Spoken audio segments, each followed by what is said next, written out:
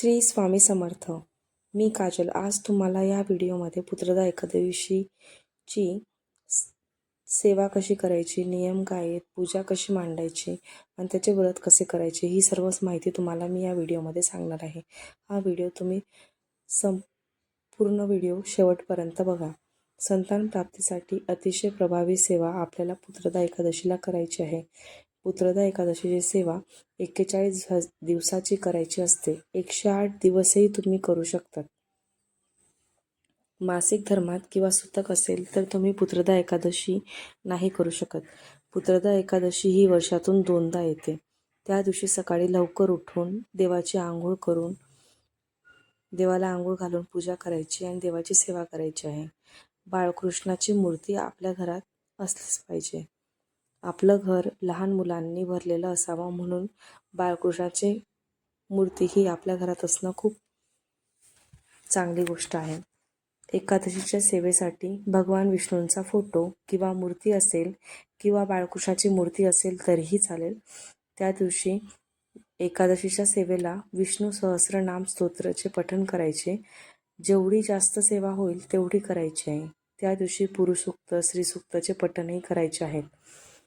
जर तुमच्याकडे बाळकृष्णाची मूर्ती नसेल तर तुम्ही विठ्ठल रुक्मिणीची मूर्तीचीही पूजा करू शकतात. विज्ञानाशिवाय अध्यात्मालाही जोड पाहिजे. प्रत्येक स्त्रीला वाटत असतं मला आई होण्याचं सुख मिळावं. मुलगी असेल तर मुलगा व्हावा असं वाटतं आणि काहीही नसेल तर बाळ व्हावं असं प्रत्येक स्त्रीला वाटतं. त्यामुळे एकादशीच्या आदल्या दिवशी विष्णूच्या किंवा दत्ताच्या मंदिरात विष्णूचा जो काही अवतार आहे त्या मंदिरात जाऊन नारळ आणि खडीसाखर अर्पण करायचे आहे आणि देवाला प्रार्थना करायची आहे. देवा, मी ही सेवा सुरू करते आहे. ही सेवा पार पाडून घ्या. आपण कोणत्या अडचणीसाठी करत आहात तेही आपण सांगायचं आहे. एकादशीच्या दिवशी खरं तर 41 दिवसाची सेवा असते. 30 डिसेंबर 2025 रोजी पुत्रदा एकादशी आहे. पहिल्या दिवशी स्वामी स्तवन म्हणायचं आहे. या सेवेसाठी बाळकृष्णाची मूर्ती लागणारच आहे.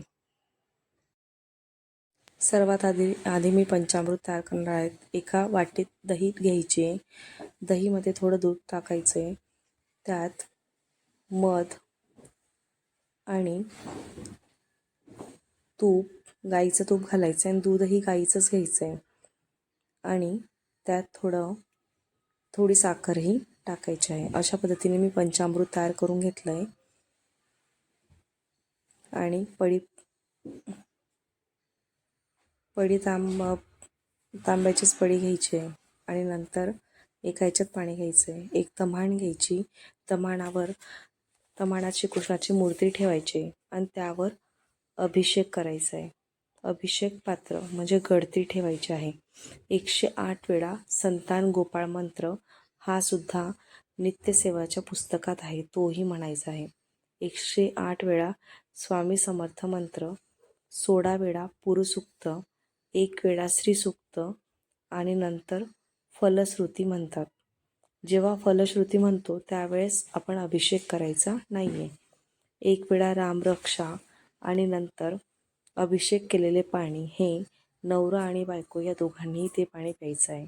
सकाळ, दुपार, संध्याकाळ तुम्ही कधीही करू शकतात. फक्त रात्री करायचं नाही आहे. याचे नियम कुठले आहेत? मांसाहारी टाळायचे. नंतर एकादशीला ब्रह्मचार्याचे पालन करायचे.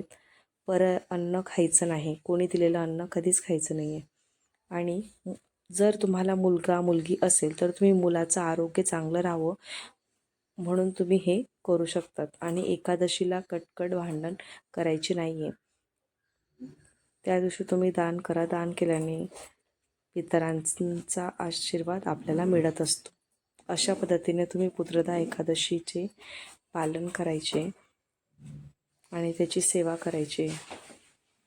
अजून अशा व्हिडिओसाठी व्हिडिओला लाईक करा, शेअर करा आणि चॅनलला सबस्क्राईब नक्की करा.